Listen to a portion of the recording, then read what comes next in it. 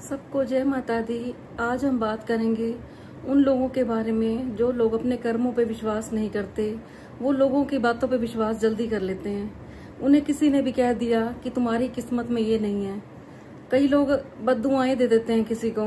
कई बार होता क्या है, आपस में लड़ाई झगड़ा हो जाता है और वो क्या कहेंगे कि तेरे साथ तो ऐसा ही होगा। या कई बार हम किसी को अपना हाथ दिखाते हैं, उन्होंने आपको कुछ कह दिया कि आपकी शादीशुदा जिंदगी अच्छी नहीं चलेगी। किसी ने किसी का हाथ देखा और ये कह दिया कि तुम्हारे नसीब में तो औलाद ही नहीं है। तो आज हम उन्हीं के ऊपर चर्चा करेंगे। क्या आप भी यकीन करते हैं? तो मैं सबसे पहले आपको ये कहना चाहूंगी, अगर आपको मेरी वीडियो अच्छी लगती है तो इसे लाइक कर देना और मेरे चैनल को सब्सक्राइब कर देना और किसी ऐसे व्यक्ति के पास शेयर कर देना जिसको अपने ऊपर विश्वास ना हो, जिसको अपने कर्मों पे विश्वास ना हो, जिसको परमात्मा के ऊपर विश्वास ना हो। मुझसे कई लोग ये मिलते हैं, कहेंगे कि हमने तो किसी को हाथ दिखाया था और उन्होंने कहा था कि तेरे हाथ में तो औलाद का सुख नहीं है।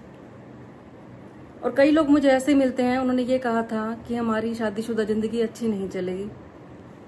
तो सबको मैं ये कहना चाहूंगी कि ईश्वर से बढ़ के कुछ भी नहीं है, उस भगवान से बढ़ के कुछ भी नहीं है, उससे बड़ा कोई भी नहीं है। आपको कोई भी मिलता है तो आपने किसी की बात पे यकीन नहीं करना। आपको कोई बद्दुआ देता है तो भी आपने डरना नहीं है, क्योंकि उनमें इतनी ताकत नहीं है। ईश्वर चाहे तो कुछ भी कर सकता है। सिर्फ आप विश्वास कीजिए अपने कर्मों के ऊपर और आप विश्वास कीजिए ईश्वर के ऊपर, क्योंकि उस प्रभु ने जिसको धरती पे भेजा है, अगर वो अच्छे कर्म कर रहे हैं, किसी के साथ बुरा नहीं कर रहे और भगवान पे विश्वास करते हैं, तो किसी की हिम्मत नहीं है आपको कोई बद्दुआएं दे देगा या आपके बारे में कोई भी आपका भविष्य बता देगा। क्योंकि याद रखना, अपने भविष्य के निर्माता आप खुद ही हो और कोई नहीं है। मैं आपको हर वीडियो में यही बोलती हूँ कि हम अपने अच्छे कर्मों से अपने हाथों की लकीरों को भी बदल सकते हैं। तो लास्ट में मैं आपको दूंगी एक ऐसा उपाय, अगर आपको किसी ने कुछ ऐसा कहा भी है तो वो ईश्वर भी आपको देने के लिए मजबूर हो जाएगा। अपने कर्म इतने अच्छे बनाइए कि भगवान भी आपके आगे देने के लिए मजबूर हो जाए। अगर आप सबने रामायण देखी हो तो आप एक प्रसंग याद करना, उसमें आपने रामायण कभी सुनी हो, पढ़ी हो या किसी में आपने देखी हो किसी से, कि उसमें एक प्रसंग था कि दशरथ जी को औलाद नहीं हो रही थी। उन्हें किसी ने ये कहा था कि तुम्हारे यहाँ पे औलाद नहीं हो सकती, लेकिन दशरथ जी ने क्या किया था, यज्ञ किया था अपने घर में और उन्हें एक नहीं 4 पुत्र प्राप्त हुए थे, राम, लक्ष्मण, भरत, शत्रुघ्न। एक बात और देखिए आप कि उनको श्राप मिला हुआ था कि तुम पुत्र वियोग में तड़फोगे। तो उनका तो श्राप भी था, वो वरदान में बदल गया। तो आप अपने कर्म ऐसे कीजिए, कोई आपको बद्दुआएं भी देता है तो वो आपकी बद्दुआएं जो लगी हुई हैं वो दुआओं में बदल जाए। याद रखना, ईश्वर से बढ़ के धरती पे कोई भी नहीं है। वो भी बड़े नहीं है जो आपके हाथ देखते हैं, जो आपको बद्दुआ देते हैं, क्योंकि एक परमात्मा ही है जो इस सृष्टि को चला रहा है। सिर्फ आपने उन्हीं पे विश्वास करना है और विश्वास करना है आपने अपने कर्मों के ऊपर।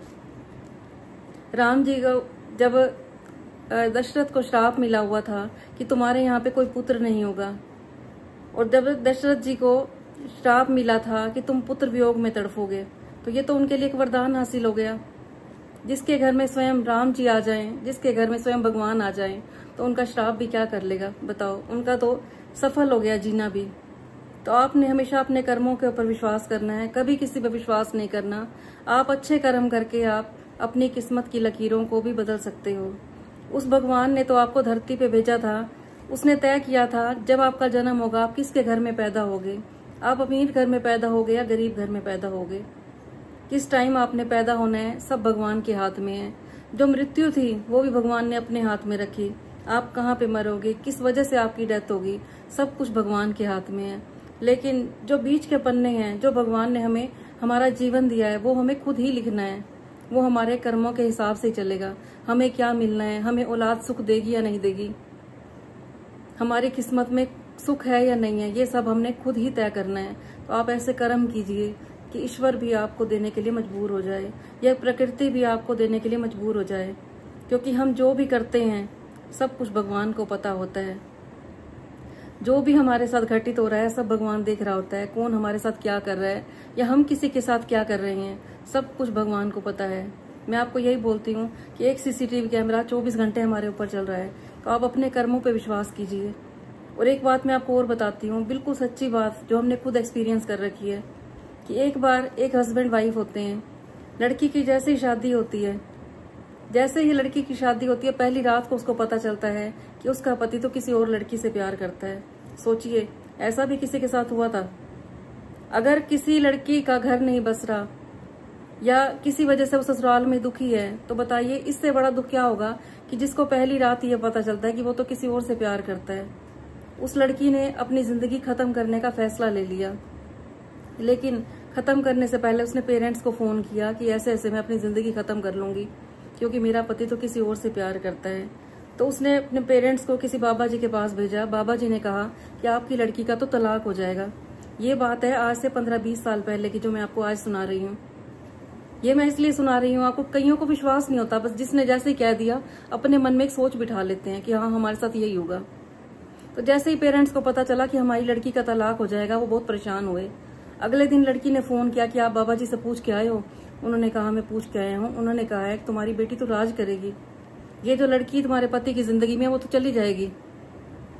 उस लड़की ने सच माना और वो अपने पति से दिल से प्यार करने लगी। उसने इतना प्यार दिखाया अपने पति को कि अपने पति का दिल जीत लिया। और आज उस लड़की को कोई भी दुख नहीं है। उसके यहाँ पे एक बेटा भी है, बेटी भी है और घर में सब कुछ है। तो अगर आप भी विश्वास करते हो, किसी ने आपको कह दिया है कि आपकी किस्मत में औलाद का सुख नहीं है, आपकी किस्मत में अपने घर का सुख नहीं है, तो आपने बिल्कुल विश्वास नहीं करना। आपने छोटे छोटे उपाय करने हैं जो आपकी जिंदगी को स्वर्ग बना देंगे और ईश्वर आपको देने के लिए मजबूर हो जाएगा। सबसे बड़ा उपाय तो मैं आपको ये बताऊंगी, आप जितना हो सके प्रकृति से जुड़िए। प्रकृति का मतलब होता है प्रकट करने वाली। आप प्रकृति के सामने बैठिए, जितना हो सके आप वृक्षों को, प्लांट्स होते हैं उनको पानी दीजिए, दिन रात सींचिए। अपने घर में अच्छे अच्छे वृक्ष लगाइए, छोटे छोटे प्लांट लगाइए, आप उनको सींचिए, उन्हीं में अपने बच्चों का रूप देखिए। अपने मन में इमेजिन कीजिए कि ये मेरे बच्चे हैं, मैं इनकी सेवा कर रही हूँ।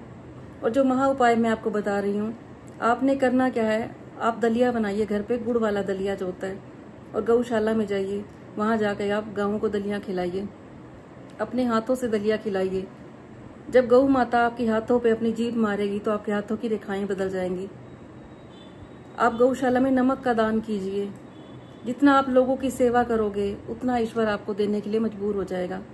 आपने हमेशा यही सोचना है कि मुझे तो सब कुछ मिलेगा, वो परमात्मा मेरे साथ है, मेरे साथ मेरे कर्म है, कोई मेरा कुछ भी नहीं बिगाड़ पाएगा। मैं अपनी किस्मत की लकीरों को भी बदलना चाहती हूँ। देखना, आपको जो चाहिए आपको वही मिलेगा। कुछ ऐसा नहीं है जो आप मिल ना सके आपको। तो उम्मीद करती हूँ आपको मेरे टिप्स अच्छे लगे होंगे। अच्छे लगे हो तो इन्हें ऐसे व्यक्ति के पास शेयर कर देना जो ना उम्मीद हो चुके हैं।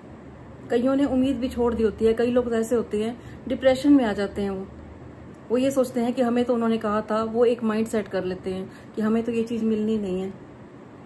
तो बहुत बड़ा पुण्य का काम होता है अगर आप किसी के पास ऐसी वीडियो शेयर करते हो या किसी को सही राह पे लेके आते हो। तो उम्मीद करती हूँ आपको मेरी बातें अच्छी लगी होंगी।